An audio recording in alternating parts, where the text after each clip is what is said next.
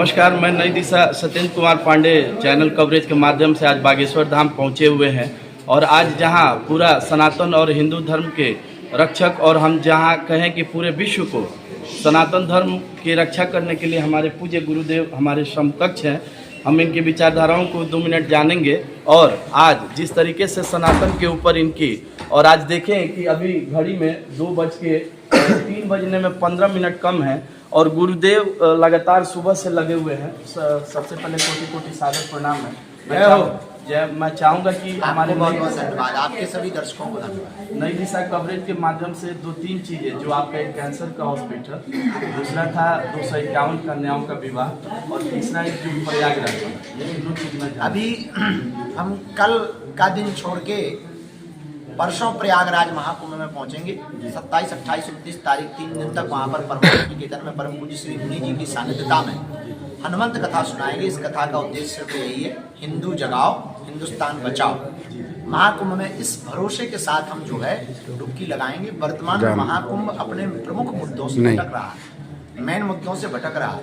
वहाँ ज्यादातर लोग रील वाले जा रहे हैं, बल्कि हमारा ऐसा मानना है रील से ज्यादा रियल पर विचार करना चाहिए। महाकुंभ आस्था का प्रतीक है, एकत्व का प्रतीक है, नए विचारों का प्रतीक है, नई क्रांति का प्रतीक है, विश्व की शांति का प्रतीक है।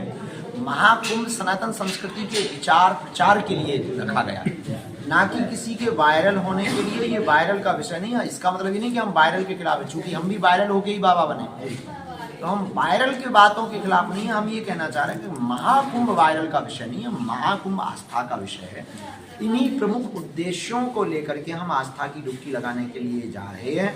दूसरा क्या पूछा था तुमने? 251 कन्याओं का विवाह। 26 फरवरी को महाशिवरात्रि के पावन पर्व पर 251 बेटियों का विवाह है, जिसमें 108 आदिवासी बेटियां, और इनका 108 आदिवासी बेटियों का विवाह करवाने का औचित्य और उद्देश्य केवल सिर्फ इतना है कि धर्मांतरण के लिए यही वो समाज है जो सॉफ्ट टारगेट है, जिनके कारण बहुतायत मात्रा में धर्मांतरण करवाया जाता है, जिससे हमारा मन बहुत ज़्यादा दुखी है।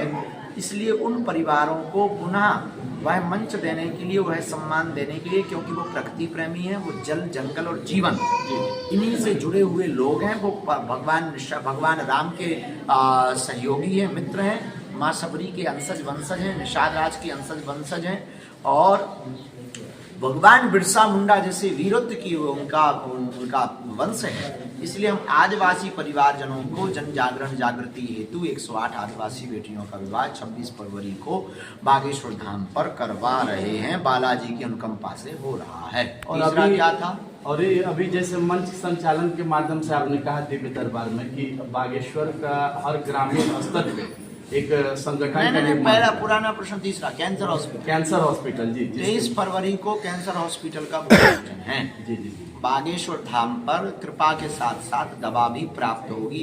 यह बुंदेलखंड क्षेत्र में लगभग 5 जिलों में कैंसर इंस्टीट्यूट या रिसर्च सेंटर या किसी भी प्रकार का सेंटर नहीं है, जिससे यहाँ के दीनहीन लोगों को बहुत पस्त होना पड़ता है, यत्र तत्र भागना पड़ता है।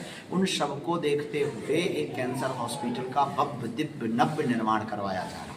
जी। और अभी जैसे आपने दिव्य दरबार में कहा था कि ग्रामीण स्तर पे हम एक हनुमान चालीसा का पाठ का ऐसा एक संगठन का निर्माण कर रहे हैं, जो जन जन तक इन चीज़ों को हम लोग, और एक जो हिंदू धर्म जाति की जो विनाश की तरफ जा रहा है उसे एक विनाश की तरफ नहीं जा रहा। जी जी, धर्मांतरण से हिंदू घट रहा है जी, और बट रहा है, मिट रहा है।